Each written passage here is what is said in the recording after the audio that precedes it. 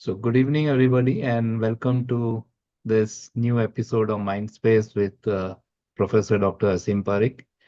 And today is a very interesting episode where we are dealing with three concepts of dream, fulfillment, and success.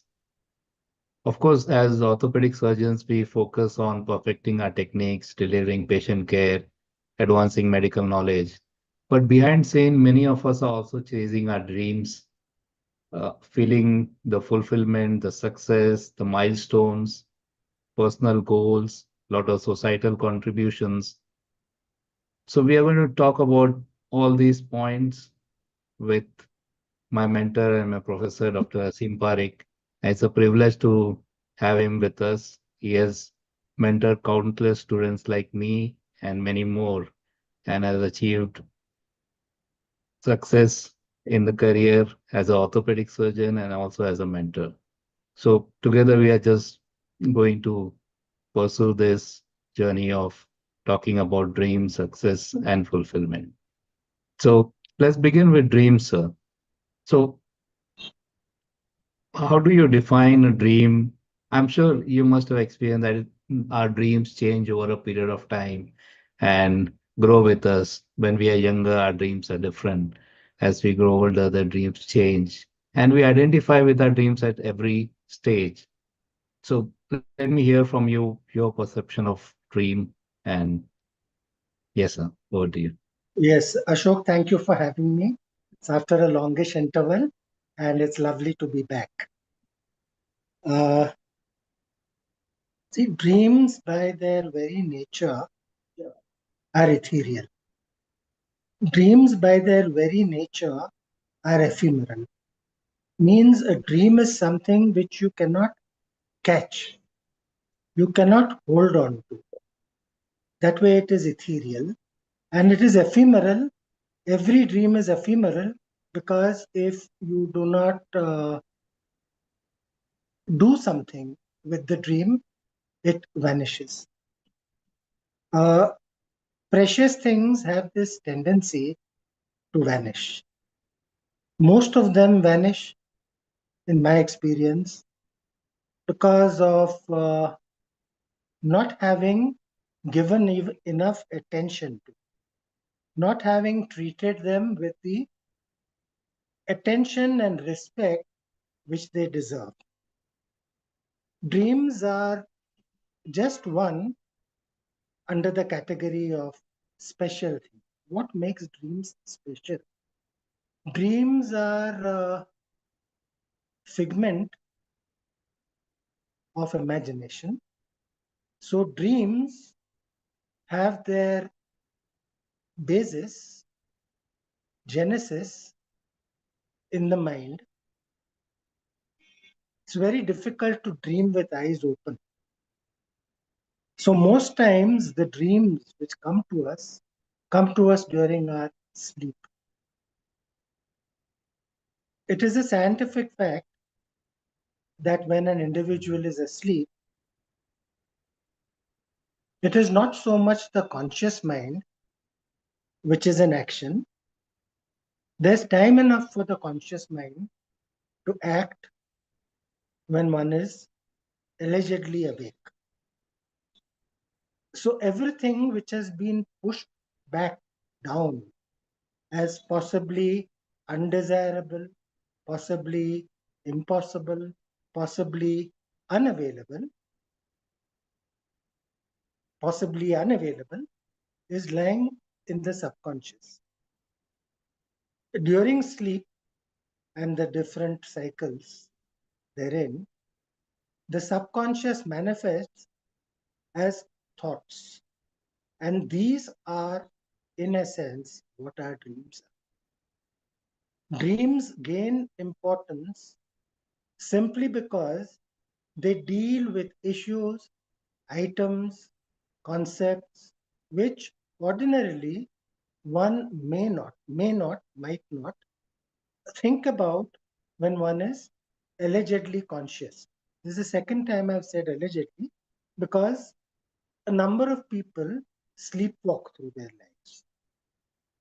If it's not through their entire life, they sleepwalk through great swaths of it. And the importance of dreams is to realize that if in the cold, clear light of day, they are something which appeal to.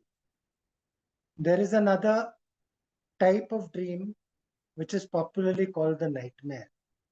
Nightmares also have their genesis in the subconscious.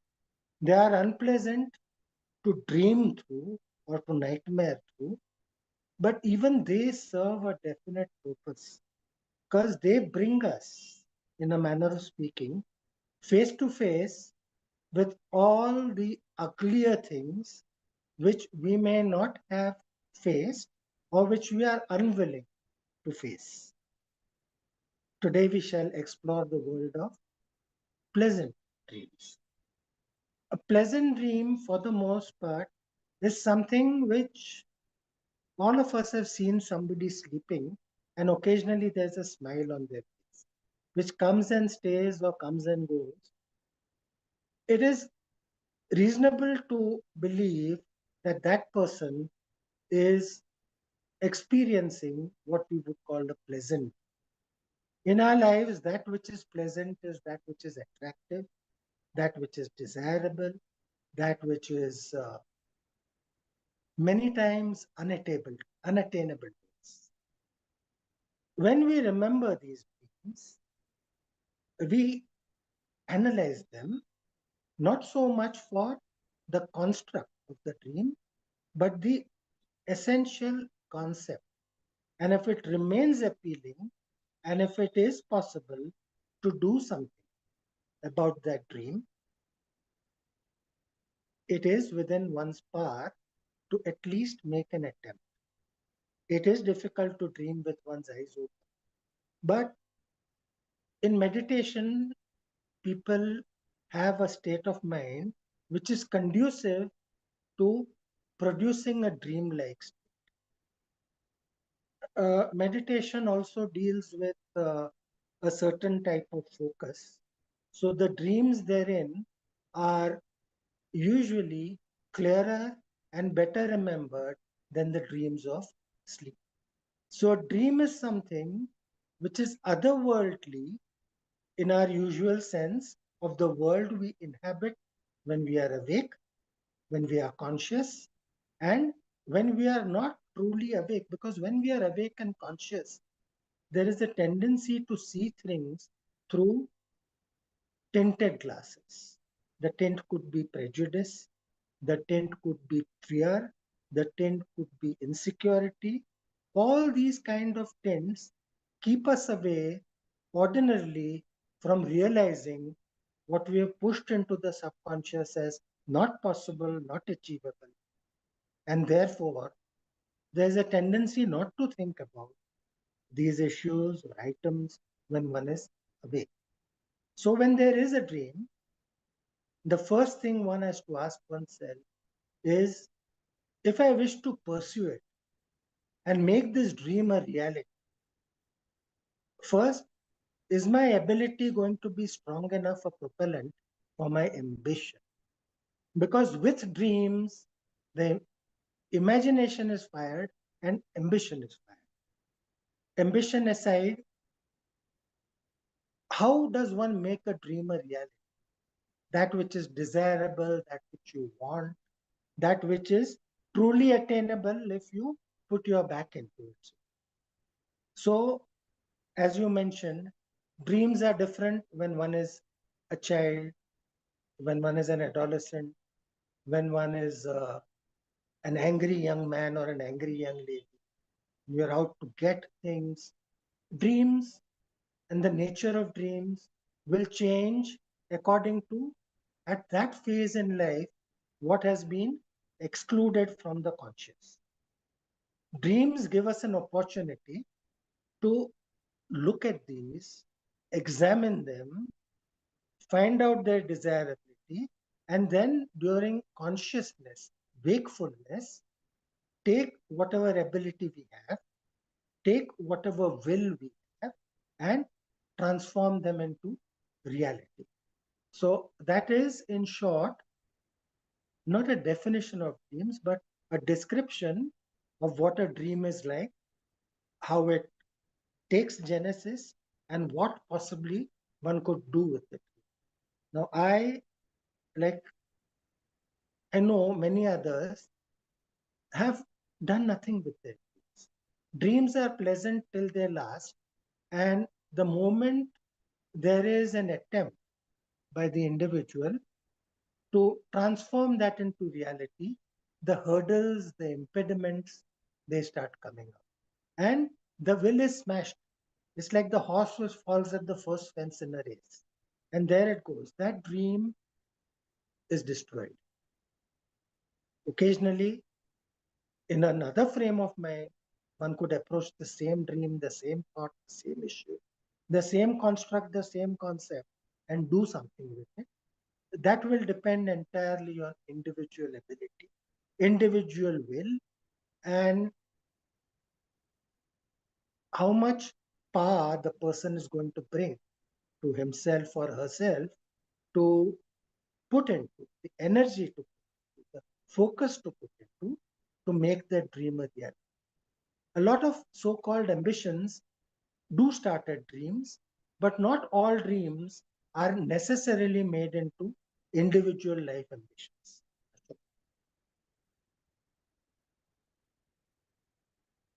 Yes, Ashok, that's about dreams.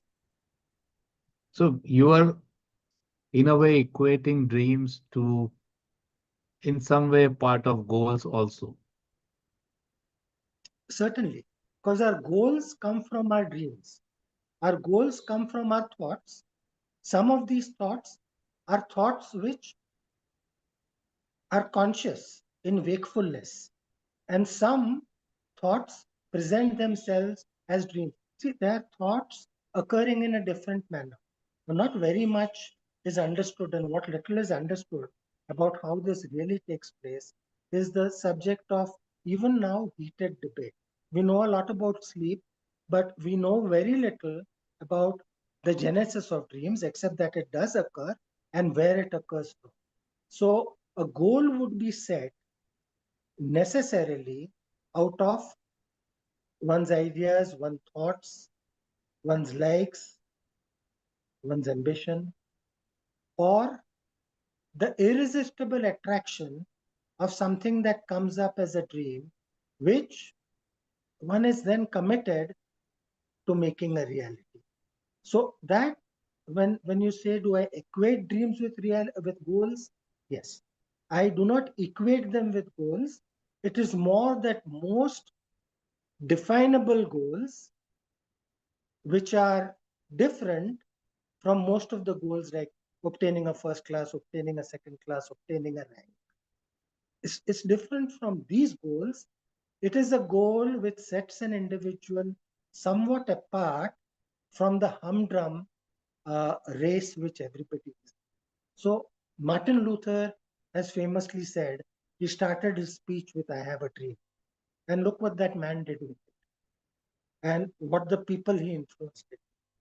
So a person of Martin Luther King's ability, passion, commitment, and a sure sense of belief in himself and a belief in the goals he wished to achieve, to see them as real in his world was a transliteration or a transmogrification of the very dream he had and broadcast to the world.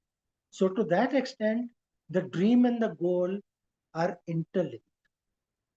Whereas most goals for most people are already pre-decided, and they're out there on a show. So one could grab one of them, and if one attains that goal, all one can do is put it in the showcase or on the mantelpiece or hang it on the wall. Here, when you take a dream to make it a reality, it is not so much a goal which is readily available, and most of these goals are available to everybody in a given area of human enterprise. When we talk dreaming, it is allowing oneself or having the courage to go beyond humdrum, ordinary, everyday thought accept that yes, this is possible, and then go about making that possible. Yes, that dream could be and often is aligned with our goals. So, in that way, it is not equated, but our dreams give a sense of, see, a goal is a very dry, cut and dry thing. It's something which you can put down on a paper. A dream, like I said, is ethereal and ephemeral in the sense you can't even put it down on paper. So, it is something you take, something which you create, and you make it your reality along with your goals. So, dreams are a source of goals which are ordinarily not available to a given cohort, so to speak.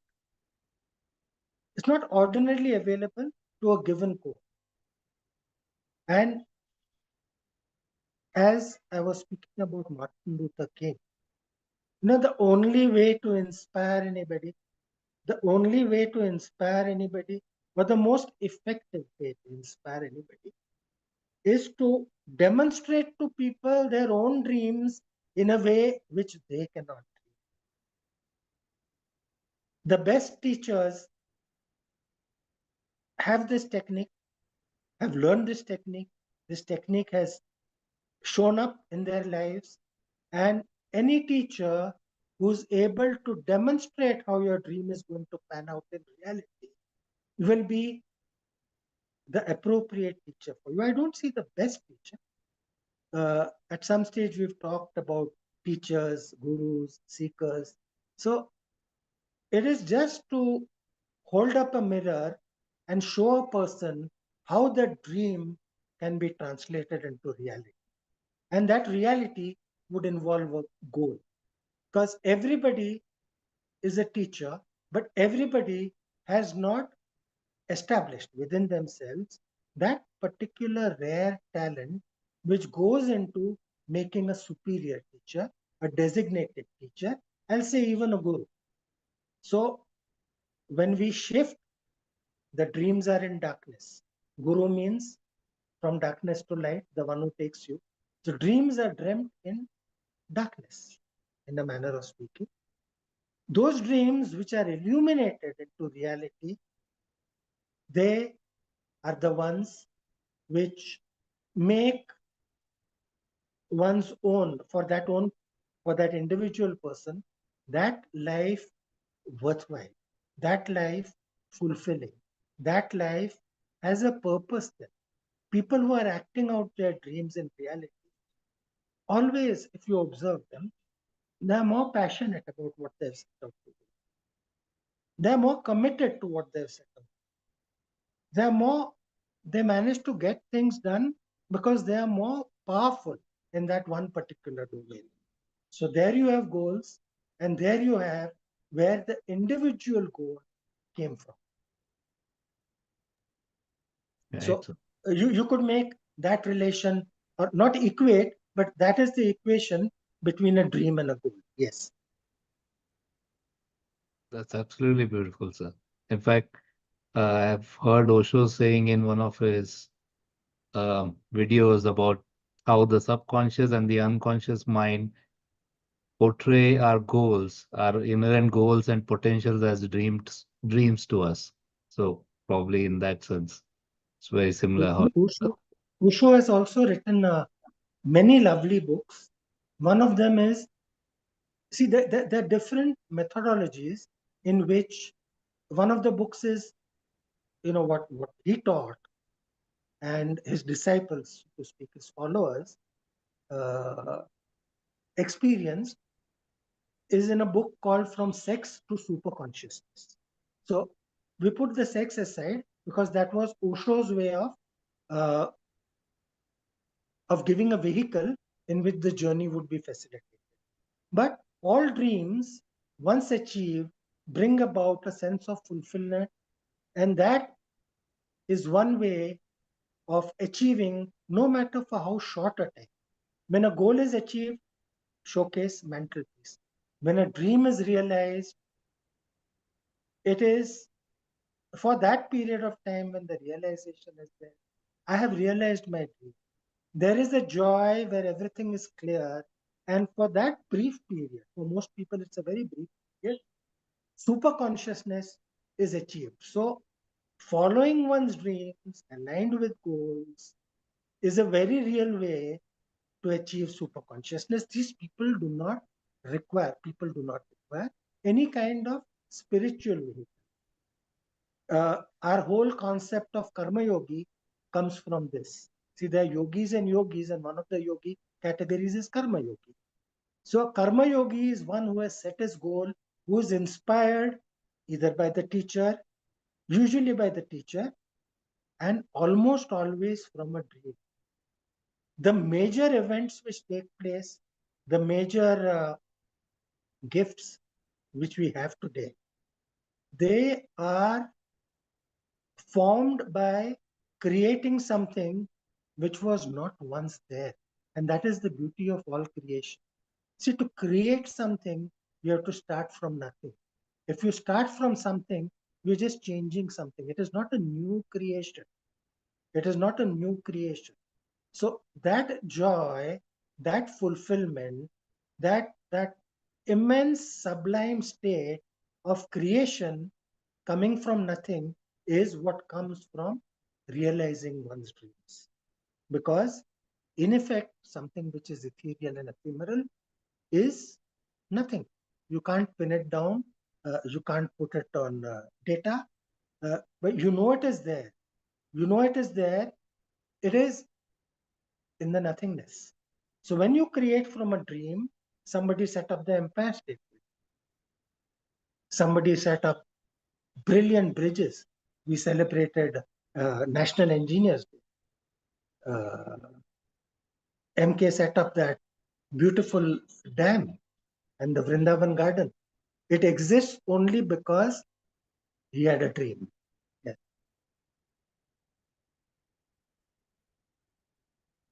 Right, sir. So you spoke about fulfillment of dreams. There are sometimes certain dreams that are unfulfilled. I mean, they're not realized, and we are aware of them. How do we cope with them, the unrealized dreams? Yes. Now, the fact of the matter, Ashok, is that for most people, most dreams remain unrealized. The reasons for that we've already spoken about. The usual one is the lack of courage. So, if a person's dream is not fulfilled because of a lack of courage, that person will find it very easy to cope with. Because the person was not courageous in the first instant, the person had not sufficient passion in the first instant, and when the dream came, maybe the effort was half-hearted, maybe the energy expended was not 100% of what was possible, and then ठीक है वो सबके नसीब में नहीं. So for the person who is not courageous, and the caution here is everybody is courageous.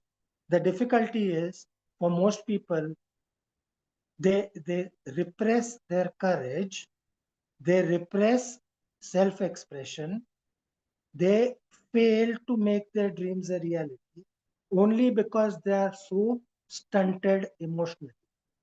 And people who are stunted emotionally find it very easy to cope with not realizing dreams. Because for them, every dream of everybody, every dream in a Bollywood song, they want for themselves. Every dream they read in a novel, they want for themselves. Every dream they hear other people talking about, an inspiring speaker talking about, they want for themselves. Like I said earlier, the first and rational step is to find out whether one has the ability. All dreams are not for everyone. Like Robert Hutchison famously said, we are talking about we are orthopedic surgeons. Yes, we are orthopedic surgeons. Hutchison said that the big prizes are in our profession are not for everyone. They're for very few people. So, see, when somebody joins the army as a commissioned officer, as a lieutenant, on day one, he only sees his promotion to general. He sees his promotion to chief of the army staff. He wants to be chief of defense services. On day one, those are the dreams. But every subaltern who joins will not have the ability to make it to that plum posting, if you like, because the ability of different people is different.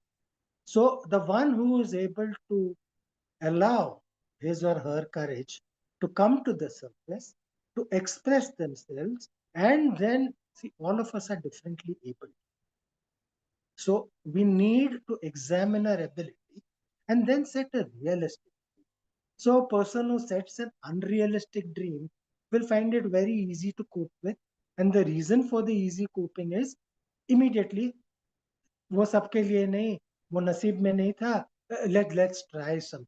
So these people, they flit not even on around different beautiful flowers in a garden without actually going anywhere and either making honey out of it or pollinating them, or whatever the objective was.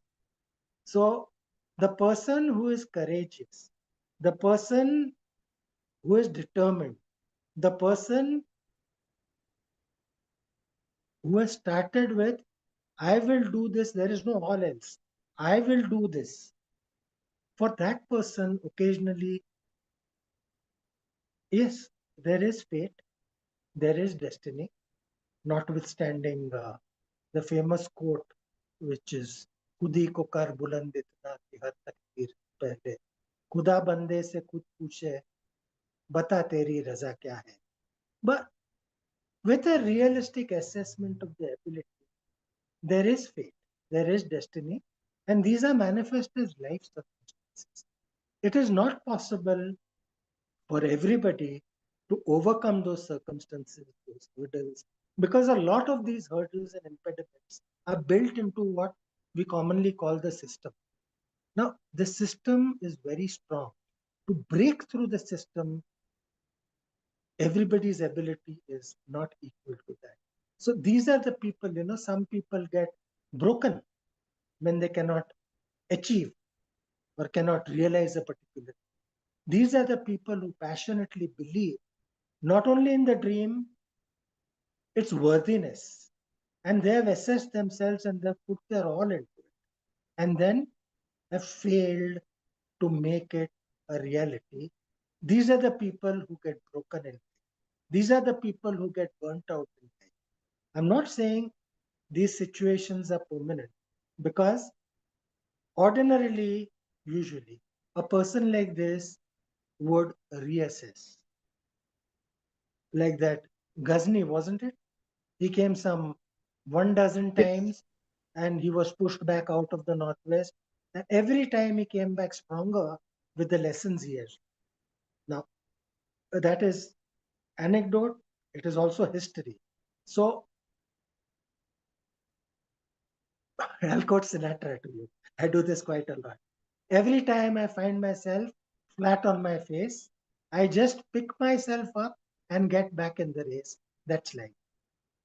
Ordinarily, usually, the courage of these people is such that they are able to heal their own brokenness. They are able to surmount that terrible feeling which failure brings, which loss brings, which abandonment brings. People will leave you. Even the people who love, who profess their love, will leave you. So, to get over that, it is only a person of courage, commitment, and commitment to oneself. This is not selfish. The alternative is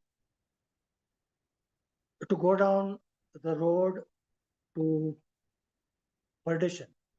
Some people take to substances, some people take to alcohol, some people take to, well, gambling, certain other activities.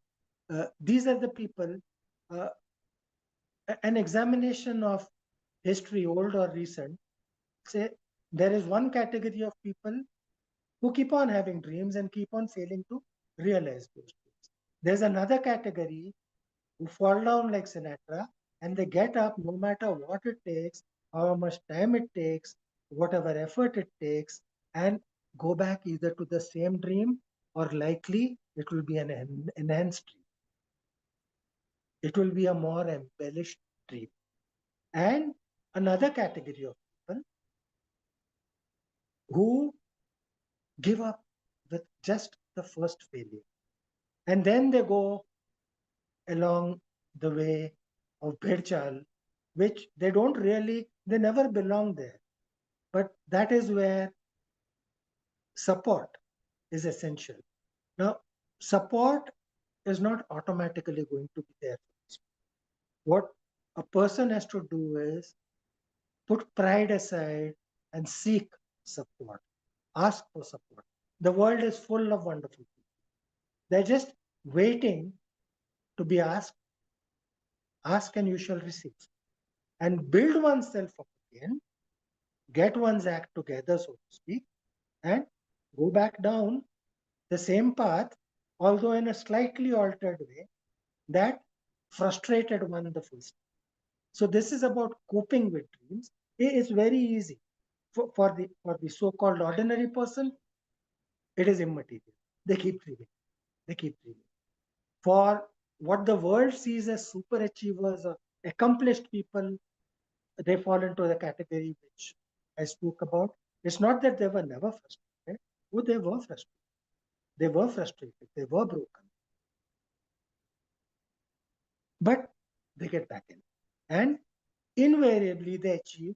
Some may not achieve. But there again, the big prizes are not for it. It's only for a select few. That reality, we have to start teaching our children the moment they get into school. Because this ambition, unbridled ambition, unseemly ambition, wanting goals which are unattainable for that person and the skill sets which that person is expected to develop. No. But I tend to digress a little over here. So we'll get back on to the people, yes, who just require a pat, a dusting off, and say, fine, you failed, do it again, and make sure that it's said that once down is no battle. Once down is no battle is an English saying for Ghazni coming again and again. So that's about coping with. Depending on the individual personality, the individual mindset, and the individual strength and will. Look at Mandela. Individual strength and will. That person will be able to cope with not realizing dreams and further go out and achieve them anyway. That's about coping with dreams not being realized. Right.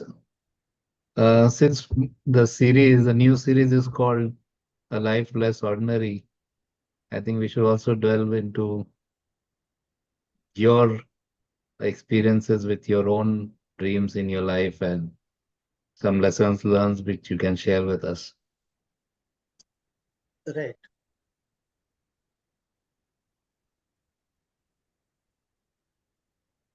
Now, this is, as you ask me the question, go back, introspect and retrospect. There's an immortal line from Al Stewart's song Old Admirals. It's, just like you, I sailed my dreams. Just like you, I sailed my dreams like ships across the sea. Some of them, they came on rocks and some faced mutiny. As I look back, this was the first thing which came to mind, this line or lines. And I've had my fair share of dreams, which is not a very accurate statement to make because now I shall speak about myself as an individual and share. Now, the important thing about being an individual is something I realized early in my third decade, and that is the realization that each individual person is unique. I realized I was a house surgeon at the time, maybe 23, 24 years old. I realized that indeed, since everybody is unique, all comparisons are meaningless. And once I realized that, I started feeling that all comparisons were even odious, to be shunned, to be disregarded, absolutely. Again, there was a system where we had to pass and fail exams. One person got the medal and so on. But these were the realities of the system. Realities of the system I had experienced in school, because that's when the structure of society starts. Most of the important things I learned in school. Uh, my dreams initially were in school. I wanted to be somebody important. I wanted to be somebody who people would listen to. Now, today, to me, it sounds so really laughable. But at that time, a lot of us, all we wanted to do was be important and we wanted to be heard. So I was that one individual who wished to be important and who wished to be heard. So what I did with that was I started in school developing, apart from my academics, skill sets which would enhance my ability towards, at some point in time, which was nebulous then, I would be that important person who others would listen, others would ask for guidance, and so on. So this was uh, okay. My childhood dreams were, in a word, childish. They don't belong here uh, in this interaction. So these were my school dreams, because we have that system of house captain, school captain. So like I said, the societal structure. And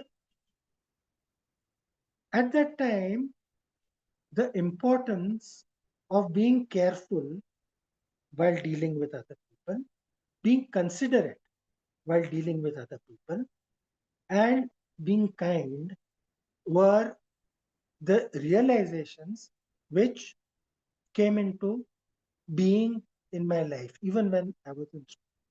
I exercised great care. I was meticulous. I was very considerate in my treatment of other people. And I essayed or exhibited kindness in any way I could. At that time, my understanding of kindness, my experience of kindness was very simple. It's if I found myself in that situation, uh, what would I be looking for? So, whatever I could do, I won't say what little or what lot I could do, whatever I could do and whatever was appropriate, because I also had learned to be careful. So, not to do inappropriate things. You can do inappropriate things only after you become Beyonce or Rihanna. You can't do inappropriate things when you are starting. Then the dream was to become a doctor. So the ability at that time required was only to get marks in the intermediate science examination. And you got the marks, you were admitted to the medical college. That happened. And then the dream was shining over there. That dream was dashed. Totally frustrated. Because in medical college, my entire class was full of brilliant people. After those dreams of shining as an undergraduate were totally, wholly, completely dashed, I re-realized the importance of the one fact that everybody is unique. And then again, I started, not again, for the first time, I started looking at myself. I started re examining where my skills lay.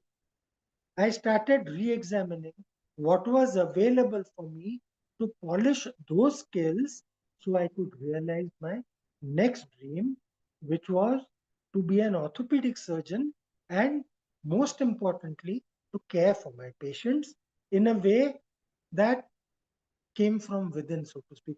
This is not a very accurate statement, but I cannot verbalize it anymore. Is that I had this dream based on what I had seen and what I felt. Being a reasonably kind person, I suppose, reasonably caring and considerate person, that I should bring my skills uh, to the population I'm going to be with in the same way.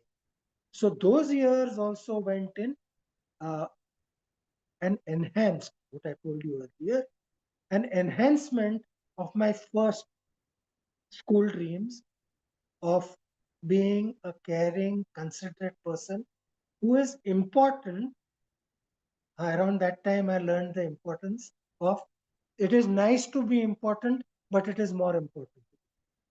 So, being an important person who is bullying everybody all the time by way of what wants to exercise control all the time, only for the sake of doing it, is I realized that was not very fulfilling.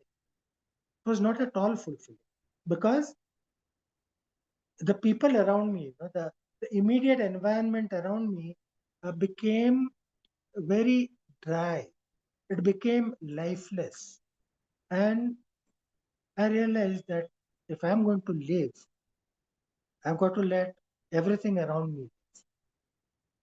So that was the dream, and it got transformed into a reality. I became, in my own assessment, a fairly well equipped medical professional with a fairly decent skill set with which I could bring care to the population I was going to be treating. Then my dreams changed. There were dreams all the time. Uh, my imagination is a vigorous one. So sometimes I do dream. When I see something, can I alter this for the better? But those are not really dreams because they didn't come from nothing. I was not always this caring, considerate, kind person. Like all young boys, I must confess I was quite cruel to animals. You show me a lizard, I'd cut its tail. Show me an ant, I would stomp it. Show me a butterfly, I would tear the wings off. So young boys are cruel. Some young boys become men, those who are emotionally stunted, and who never go beyond that stage of manifesting as cruel human beings, if you call them human beings. My dreams, I would dream these things. I would look this way, I would walk this way, right from school, because dreams have the same essence. My understanding of how to make my dreams powerful actually took shape after I joined on staff as an assistant professor, lecturer it used to be called. Because that is when I had the opportunity of not only giving of my skill set, demonstrating what I need to my target population, my patients, which is what I was there for, but also to so many brilliant young people who are in my ambit, and so many not so brilliant. See, IQ again is a unique thing. Not so brilliant people, it's fine. They were all good human beings. So, to the extent they needed what is called a helping hand, to the extent I could support them, to the extent I could encourage them, I did it. Then had this dream, having seen my own teachers and the way they imparted not only what I now call crude orthopedic technique. Crude not because the technique is crude, but the manner of imparting it nowadays has become and could have been at that time. There were a lot of teachers who just imparted, so to speak, nuts and bolts and nails and screws. But those of them who imparted not only the knowledge to work as an orthopedic surgeon, but to work so that one is fulfilled and to work so that others are inspired. So, my next dream was to inspire as many people as I came in contact with. So, I took it upon myself that I shall never go away from an interaction with any individual without leaving that individual, as I understood it, the richer for. And how would I define or determine that? Quite simply, from what I knew, what I had experienced, and what I felt appropriate for that person. Again, being careful and considerate not to hurt them. Now, in the rough and tumble of a teaching orthopedics department, politeness is not our forte. Uh, Tough love is how caring sometimes manifests. But as time went by, my realization was when I started out as junior in the profession, orthopedics, orthopedic surgery, and my vocation, which was making a difference in other people's lives. And what was my vehicle? I was a teacher. My dream was to become the best teacher I was capable of with my abilities. So I put my 100% into doing that. I made it a point for myself not to end the day before learning one new thing in orthopedics and one new thing about life. Otherwise, no sleep. The one new thing about life was comparatively easy. It was only a matter of being alive to my surroundings. I learned from my patients, I learned from my staff, I learned from my students, learned from my colleagues, I learned from my seniors. Learning about orthopedics became more and more difficult as years went by. So, before the internet, I would take out one of my old textbooks and read the topics which or something from a topic which I'd read only because at that time it was more necessary for clearing the exam rather than for developing myself as a complete orthopedic surgeon. And invariably, I would pick up at least one thing of which I had read, perhaps understood, but I had not realized the gravity of it. That is how I learned one new thing about orthopedics. Now, one thing every single day is not accumulating only the knowledge, because that one thing sent me out the next day to learn things connected with it without any active effort. Because just like waking dreams, that realization of the night before made me so alive and alert to what was in front of me and I had not seen, because to that extent I had been sleeping. It took me about perhaps 20 years to dream in a totally unblinkered. I was still to some extent inhibited. I was still to some extent overcautious in being careful. I had not really learned how to manifest that dream of bring it on, whatever it is I can handle. And at one stage, that was the time the blinkers came on. I realized as an individual, bring it on, whatever it is, I can handle it. Because who better than me? Right here, right now, there is nobody. And the extent of confidence, I won't say I created it, that got created within myself out of this realization then I started dreaming of, well, at that time for me, anything was possible. This would be around the time I was maybe 50, 15, 18 years ago. And most of my showcase achievements, my mantelpiece achievements, have been the result of taking totally audacious ideas, what I would have thought of as audacious, before my unblinked career, and making them a reality. And the satisfaction it gave, the fulfillment it gave, the joy it gave me. It's not so often, but I say it once in a while. What made me very happy then, and what makes me continually happy now sometimes, is seeing what the people I affected in some way.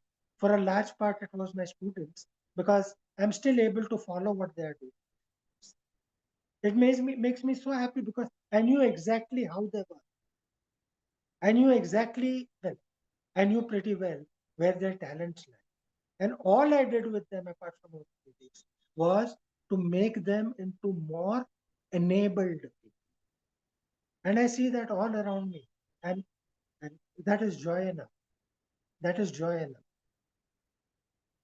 So I took the next decade or so living life rather uninhibited. When I look at that life from my previous decades, there is no other term to use. I was uninhibited. I didn't quite get to the Rihanna stage, but yeah, it was unblinkered. I did pretty much what I wanted. Uh, there are some people who possibly thought that everything I did was not wholly appropriate, but it would be only from those people's point. Because from my point of view, other thing I learned after my unblinkering was, once I had the courage to go out and do something no matter what, I also found that I had the courage that if I did something wrong over there, something inappropriate over there, I also had the courage to apologize. I also had the courage to spend the time and make the effort to set that right for the individual who felt I had harmed them or compromised them in some. And once that was there, from where I stand, like I said, just like you, every one of you, I am unique. So from where I stand, if I'm comfortable, somebody else is not comfortable, they come up to me and tell me, this is not okay. So I say, okay, what can I do to make it okay? I'm sorry, but I didn't see it from you. So if I had not done that, I would never have been able to transform my dreams post my own age of 50 years into the reality in which they manifested and in the way in which they manifested. Okay, you had me bearing my soul over there, Ashok. Yes, sir. It was absolutely amazing to hear your experiences, sir. And I think many of us are going through some of the stages that you have gone through already, and will really identify with what you were saying and uh, what you were sharing with us. About dreams, there is a amazing movie called Waking Life by Mr. Richard Linklater. I recommend the audience to watch that movie if you haven't watched it. It's amazing philosophical movies, especially a transition between dream world and reality and how the protagonist deals with it on both sides. A lot of which what Sir shared today resonated with a lot of things in the movie also. So it was amazing to hear all that. I have not seen this movie. Ashok, could you repeat the name for me? Waking Life.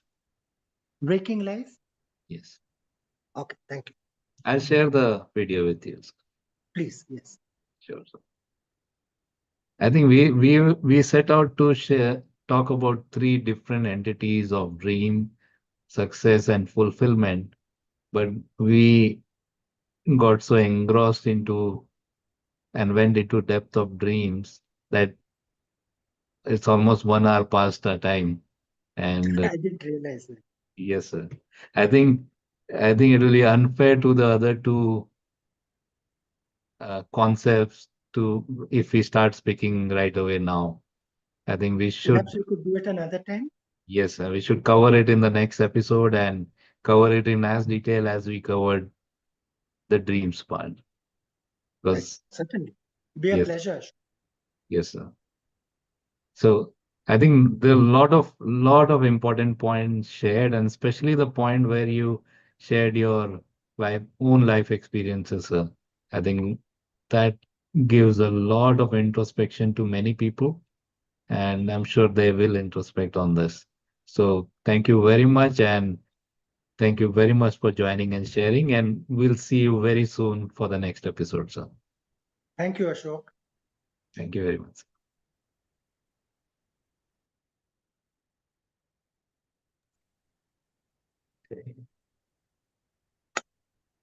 Rishi, you can stop streaming.